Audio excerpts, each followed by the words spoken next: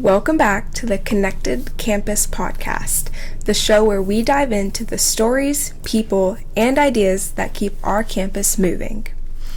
I'm your host, Maddie Marroquin, and in today's episode, we're all about UTSA transportation.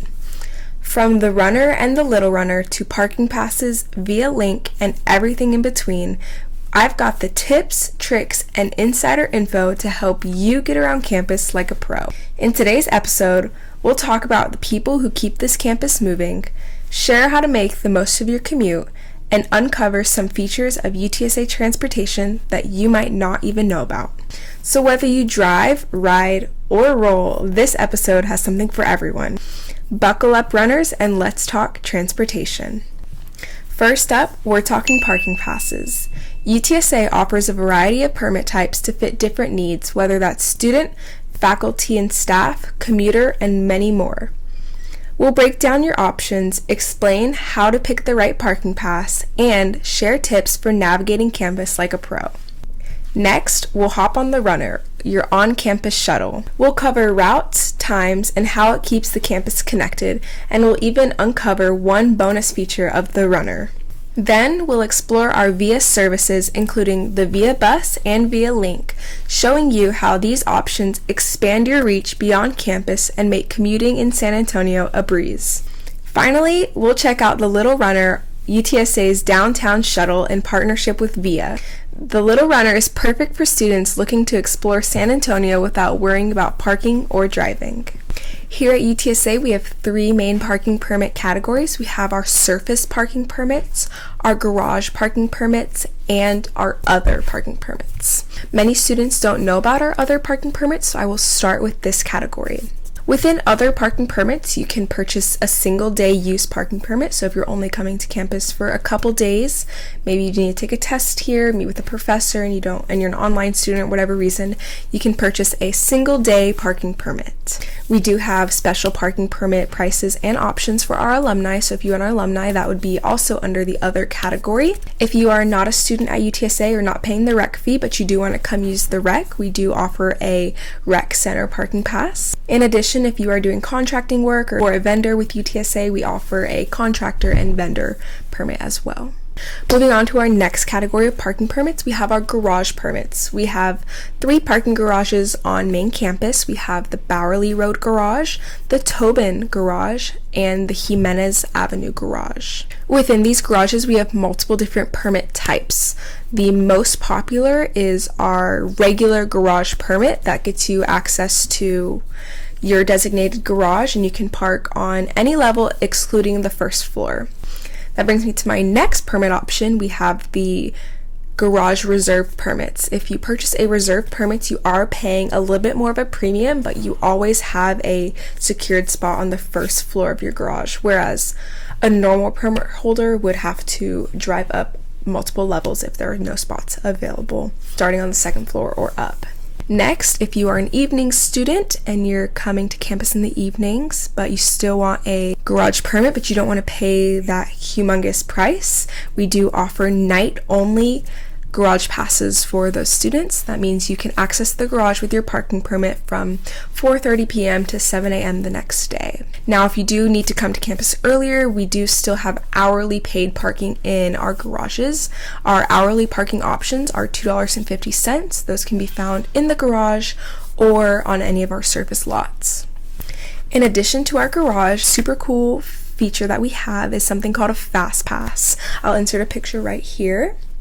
A Fast Pass is like a gift card for the garage. So if you don't want to commit to buying a garage pass, but you don't want to park on a surface lot, you can get what we call a Fast Pass. It's essentially like a gift card for the garage. You can load funds onto it and then use them throughout the semester or year.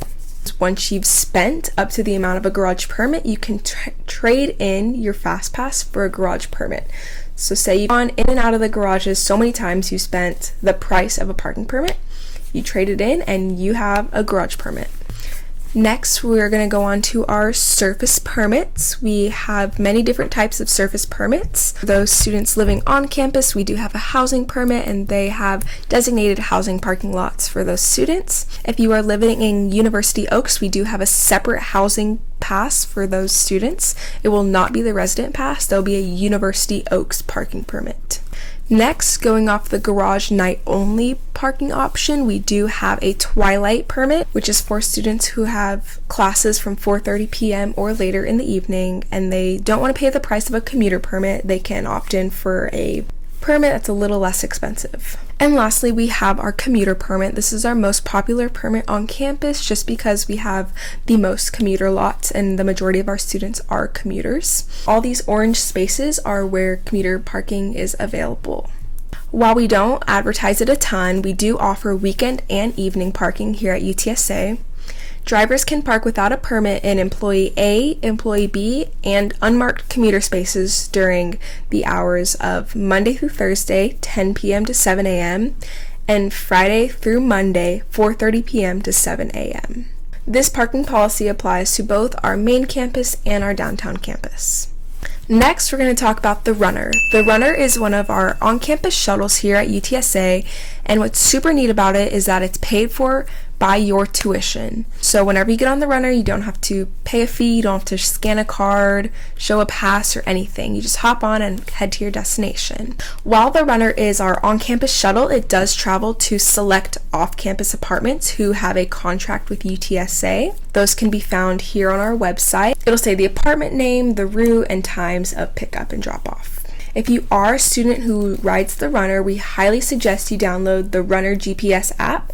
This will give you real-time updates for when your shuttle's arriving, and it's just honestly a great tool to have if you utilize this resource. One thing many students don't know about the Runner is that on home game days to the Alamodome, the Runner will pick up and drop off students, families, whoever from UTSA and take them straight to the Alamodome so they don't have to worry about parking. I think this is a really great tool because parking down there is so expensive. Moving on, we have our VIA services, which include the VIA Link and the VIA Bus.